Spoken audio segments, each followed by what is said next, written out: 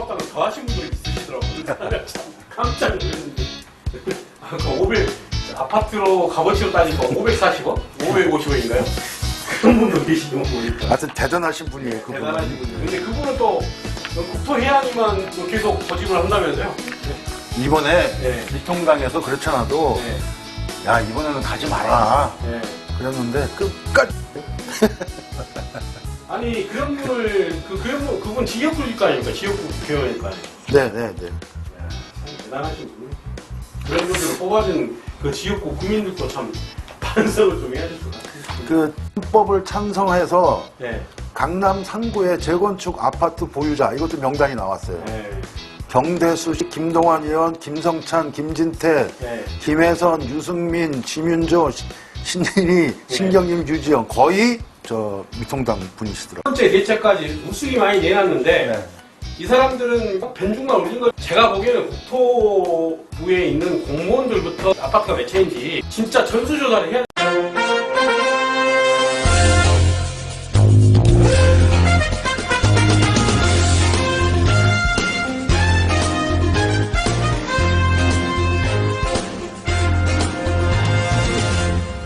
것 같습니다. 2008년도에 이제 글로벌 금융위기 때 예, 그랬죠. 잠깐 네. 땅값이 떨어진 적이 있었잖아요.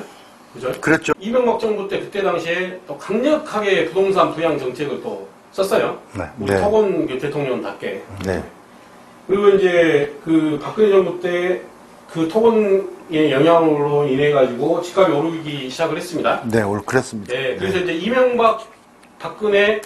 이명박근혜라고 우리가 일명하지 않습니까? 네. 그럼 그 9년 동안, 8년 동안이죠. 네. 8년 동안 어떤 정책을 폈는지 그걸 좀 얘기를 해주시면 좋을 것 같습니다. 집값을 안정시키고자 하는 모든 정권의 노력은 있었어요. 네. 이 안정을 시키려면 네. 정부가 금융이나 세금을 통한 정책을 규제하고 통제하는 거, 네. 그다음에 주택을 어떻게 공급하겠다. 네. 이러한 정부 정책들이 예, 누가 합니까? 고위공직자나 국회의원들이 그래야죠. 그 생각을 할 거 아닙니까? 네. 이 사람들의 의지가 예. 어느 방향으로 돼 있느냐가 저는 가장 중요하다고 근데 이제 생각을. 그분들이 지불 아파트를 그분들이 아파트를 고위직 공무원들이 40% 이상의 강남을 소유하고 있다. 그러니까, 네, 그런 얘기 있습니다. 어떻게 정부 네. 정책이 제대로 가겠냐 이거죠. 네.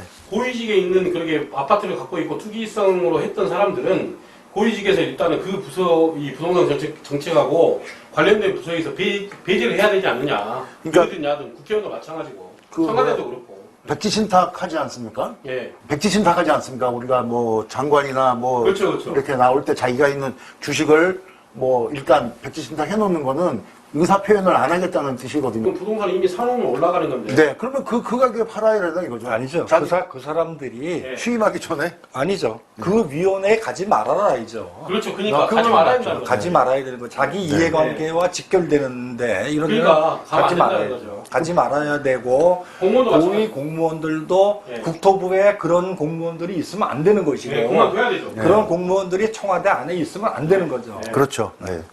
그러니까요.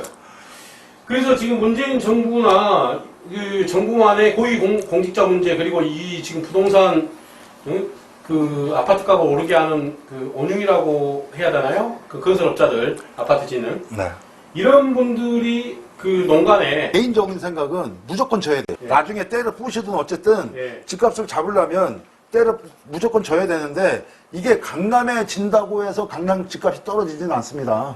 거기다 예를 들어 이제 저 같은 소시민은 강남에 집을 많이 지면 또 가죠. 그걸로 이사 가죠. 여기서 포기하고 그럼 거기만 더 어떤 프리미엄이 형성되겠죠. 근데 박근혜 정부 때는 뭐 우리 장관이 나서가지고 뭐 집 사라고 또 하셨잖아요. 빚내 갖고 집 사라고.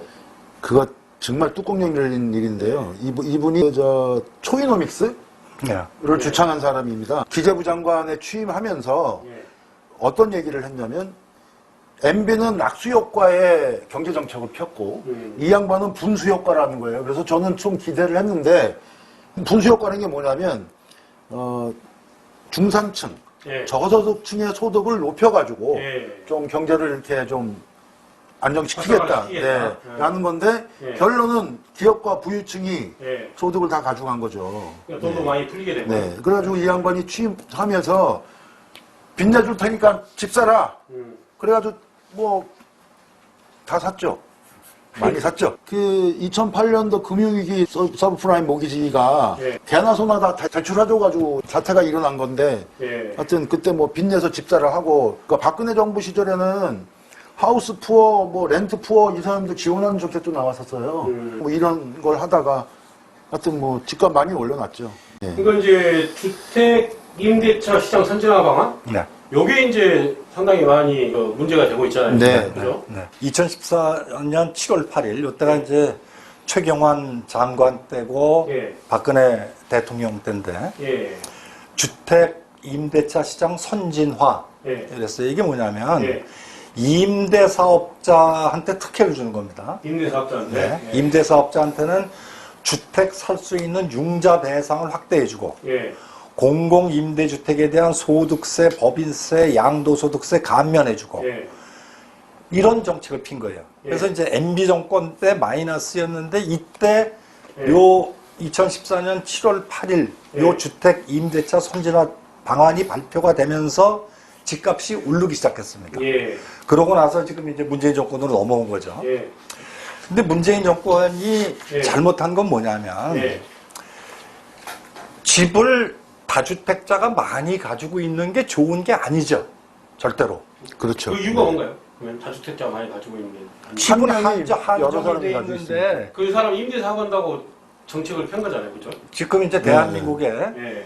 서울의 자가주택 보유 비율이 50%가 안 돼요. 아, 집을 안 가진 사람들이 지금 아파트 저 청약률 100대 1 넘어요. 아, 청약률이요? 지금 저 1순위 청약예금 가입자가 300만 명이 넘었어요. 아, 300만이 넘었는데 집을 살 사람들은 사고 경험이 싶은 없다. 사람들은 무지 많은데 집은 공급이 되지 않으니까 한정이 돼 있죠. 아, 한정돼 그래서? 있는 물량인데 예, 예. 임대주택 사업자가 왕창 사갖고 있어라. 아. 집값이 올라가잖아요. 그러면 없는 사람들은 더 힘든 거죠.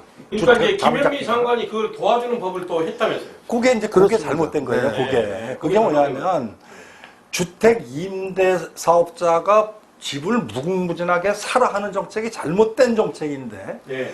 2017년 12월 13일 예. 요때 김현미 장관 국토부 장관하고 기재부 장관이 합동으로 부동산 대책을 발표했어요. 요게 보면은 박근혜 정권 때 발표한 예. 주택 임대차 선진화 방안. 네. 이거를 그대로 답습한 거네. 답습한 게 아니라 훨씬 확대시킨 확대시켜줬어요. 겁니까? 자, 그건 뭐냐면 이 숫자가 구체적으로 나와 있는데 예. 임대주택 사업자로 등록을 하면 이 사람은 임대주택 사업자는 만 채를 사건 아무 상관없습니다. 또 능력과 살아요. 사는 사람은 양도소득세는 전액 또는 70% 감면, 임대소득에 대한 세금을 70에서 75% 감면, 예. 임대소득이 1,333만 원 이하인 경우엔 면제, 예. 보유세, 종합부동산세 포함입니다. 예. 합산 과세를 하지 않는다. 예. 취득세나 재산세도 면제하거나 대폭 감면해준다. 건강보험료를 80%를 깎아준다.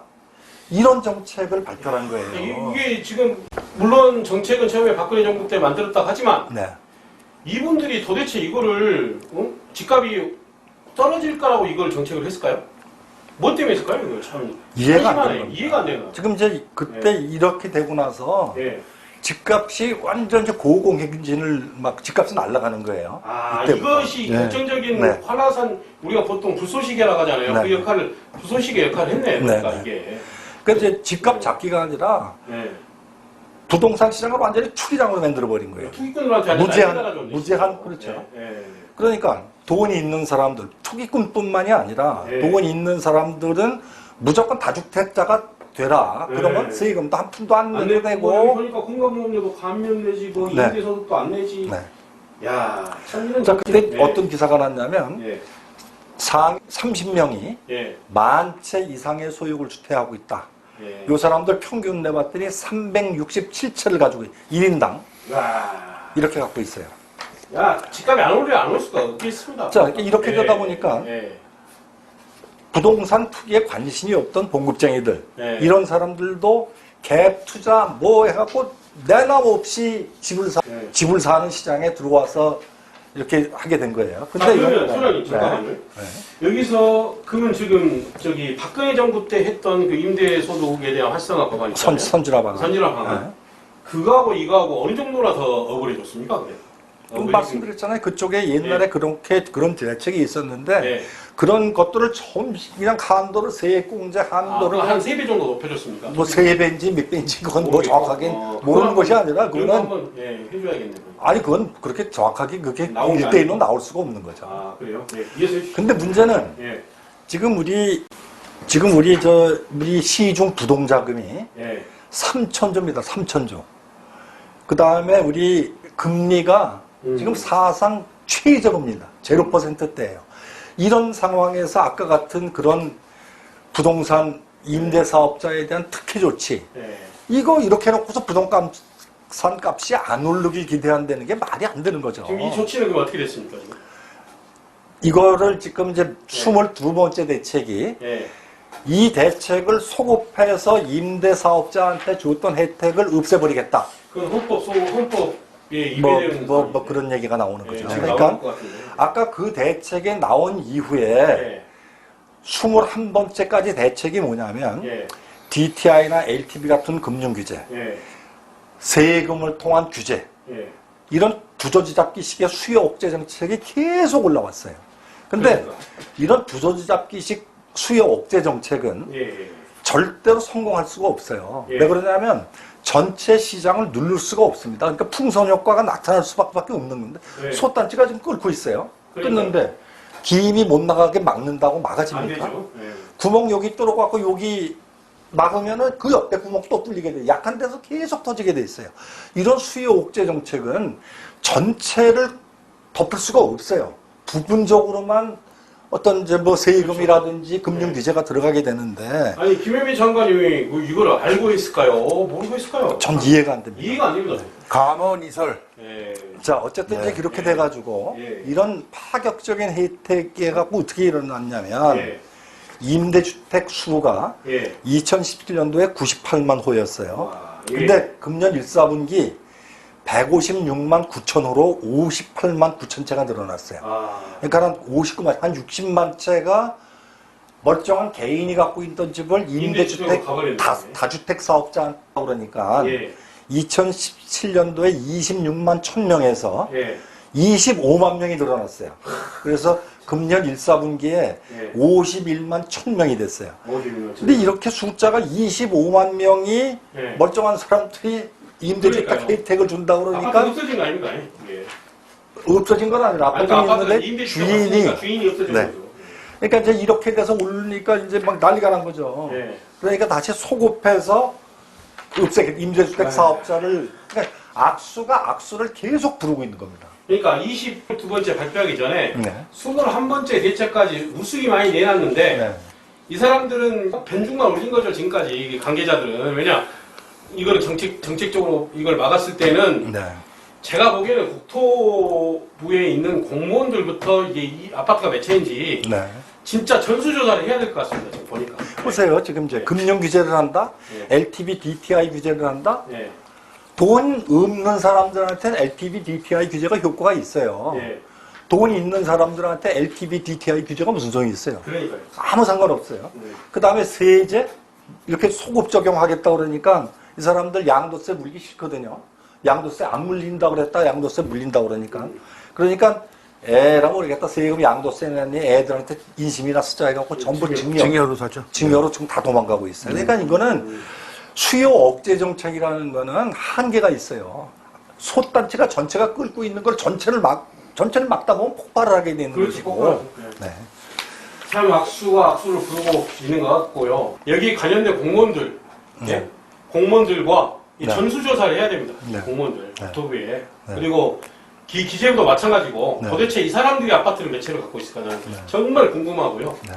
그 다음에 먼저 해야 될 게 이 펀드, 네. 예, 펀드에 관련된 사항들 네. 예, 빨리 이 전수조사가 돼야 펀드는 되지 않을까. 부동산 투자 못하게 해야죠. 예, 그러니까 펀드는 못하게 하든지. 네. 예. 그걸 하려고 그러면 네, 아까 말씀드렸듯이 토지 공개념으로 들어가. 토지 공개념에 해갖고 헌법에 그런 정신이 그렇죠. 반영이 네. 돼 있어야 그런 게 가능한 겁니다. 그러니까요. 네. 아이고 참 이거 한번 그 살인적인 집값 상승에 대한 지금 현재 민심 이게 지금 뭐 민주당을 좀 뭔가 디스하는 그런 부분이 보이니까 상당히 저희들을 디스하는 분들이 많아가지고 하지만 이렇게 나쁜 짓을 하고 있는 사람들에 대한 얘기지 그런 거 아닙니까? 예, 그 얘기 좀 해주시죠. 제 주변에 예. 있는 사람들이 뭐 노무현 정권부터 예. 진보 진영에 있던 친구들이 많아요. 예. 근데 요즘 이제 얘기를 들어보면 예. 고구마 먹은 것 같다는 거예요. 고구마. 속이. 속이. 예. 답답하다 이거죠. 답답하다. 예, 뭐 하나 되는 거 없고 특히 이제 집값과 관련해가지고 예. 뭐 우리 김현미 장관에 대한 원망 예. 내지는 뭐 랩에서 안 나왔으면 좋겠다. 반대로? 까지도 아, 뭐 이렇게 얘기를 하더라고요. 상당히 심한 얘기인데, 그거. 예, 그러니까는 이 집값이라는 것이 예. 의식주 아닙니까? 예. 집값이 올라가는 거는 일부만 좋은 거예요. 집에 한 채 있는 사람은 여기서 이사 가도 그 돈이 그 돈이에요. 그런데 집값이 올라가면 이것을 팔아야 현금이 돼야 내가 주머니에 늘어나는 건데 그 늘어난 돈이 딴 데 이사 가면 또 그만큼 들어간다는 거죠. 그러니까 집값은 비싸야 될 이유가 저는 별 없을 거라고 생각이 들고 예. 이 집값만 올라가면 세금만 많이 되는 거 아닙니까? 예. 한 채 가지고 있는 사람들한테는. 한 채 갖고 있는 사람. 네. 그러면 이제 아파트 값이 일단 오르죠. 예. 그러면 뭐 그 주변에 있는 연립주택이나 다세대 예. 이런 뭐 흔히 얘기하는 일반 주택 값이 오를 거고 네. 그러다 보면은 이제 거기 뭐 임대차로 들어있는 전월세 가격이 또 오르고 그러면 없는 사람은 죽어라 하는 거죠. 거기에다가 지금 뭐 청년 실업이 어쩌고 저쩌고 뭐 고민도 하지만 젊은 사람이 일하겠습니까? 아 최근에 뭐 저 아들 놈 보면 네. 뭐 아, 결혼시키신다고 지금 집 사셨잖아요?